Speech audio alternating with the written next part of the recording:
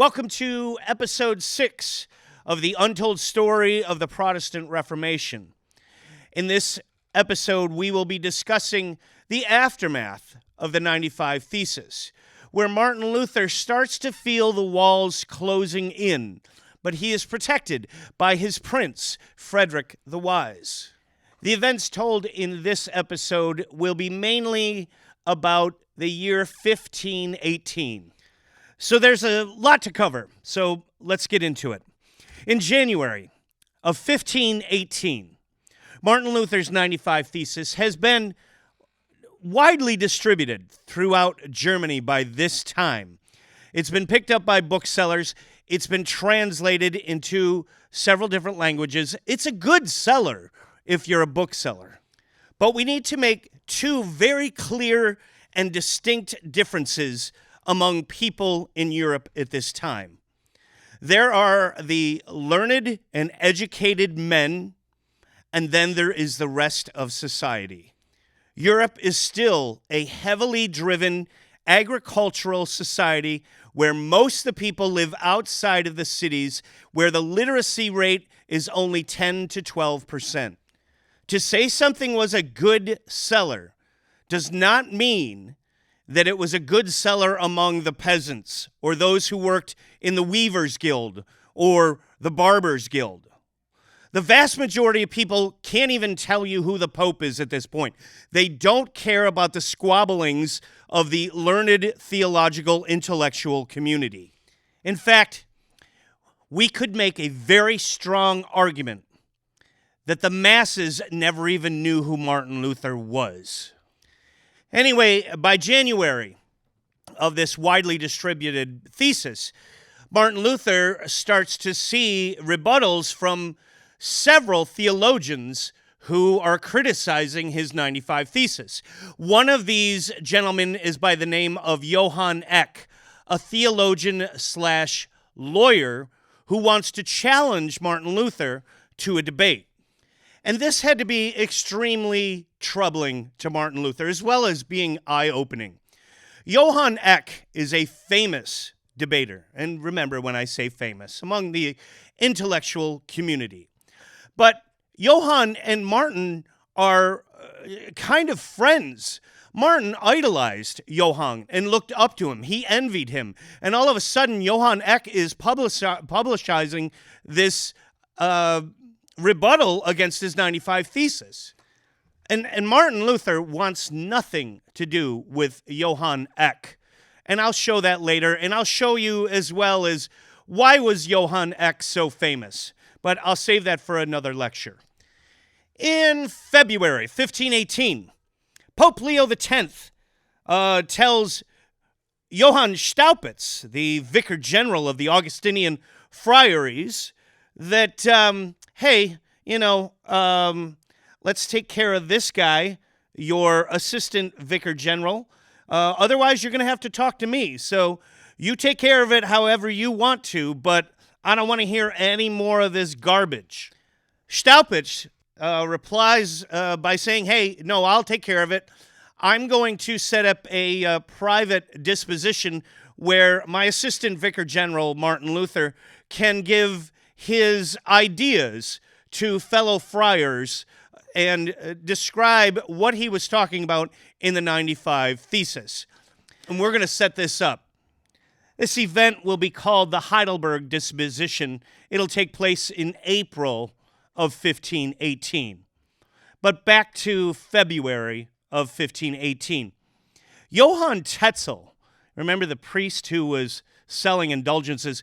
Well, he has come up with a thesis or a rebuttal towards Martin Luther's criticisms towards him, and it gets published, and the bookseller goes to Wittenberg, where Martin Luther is from, with 800 copies of Johann Tetzel's rebuttal, and the students of Wittenberg beat up the bookseller, steal his books, and burn them in the town square. Let's just pause for a second. Martin Luther pinned the 95 Thesis supposedly for intellectual or theological debate on October 31st. So we got November, December, and January. And in February, if you have a rebuttal, the students will beat up the bookseller and burn them in the town square.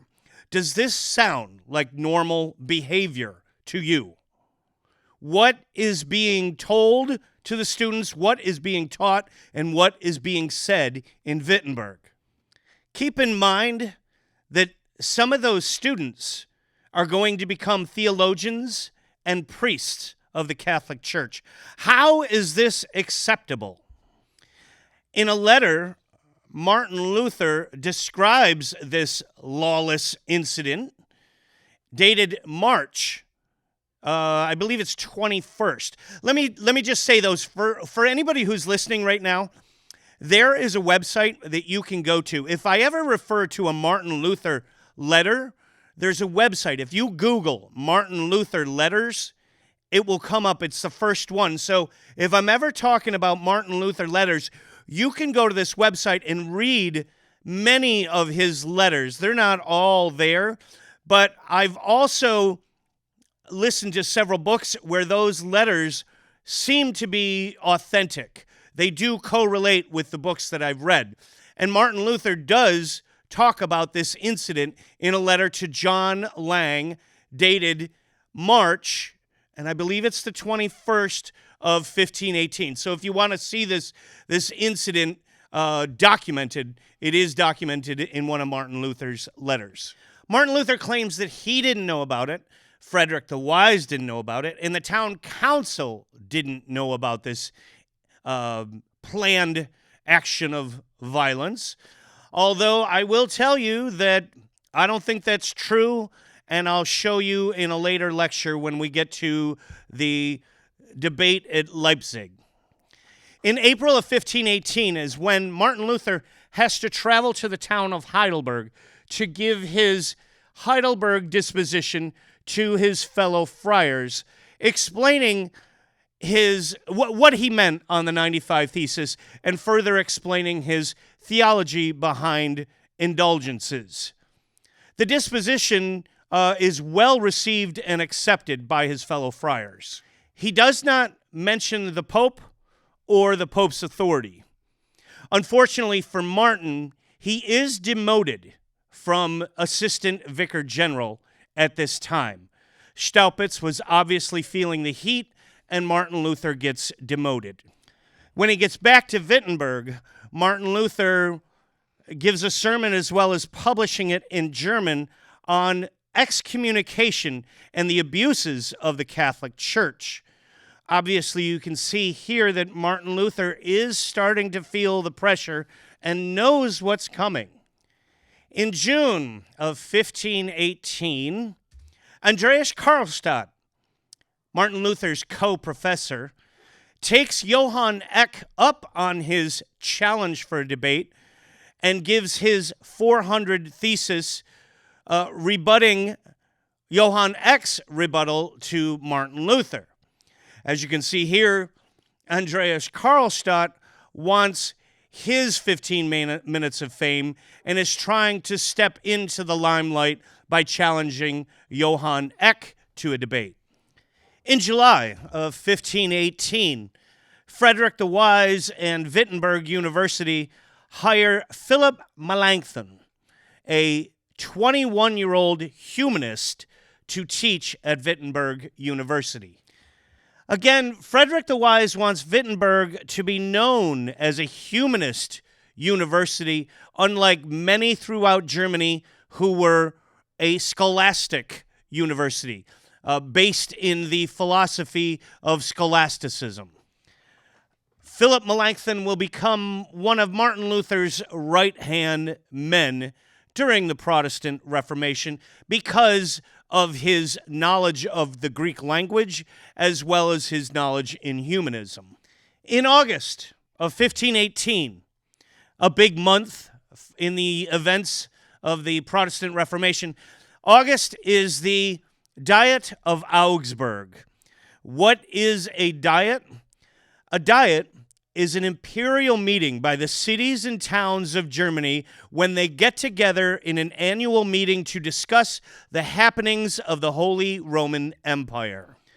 All the princes and dukes and archbishops and electors and town councilmen will attend this annual meeting, and they hope that the Holy Roman Emperor will attend as well, which he does in 1518. Maximilian I will be at the Diet of Augsburg. Who is also in attendance? One of Pope Leo's legates, Cardinal Cajetan. It is a gathering of the who's who in the Holy Roman Empire of Germany. But unfortunately, I'm out of time. I'm sorry. I will get to it in the next lecture.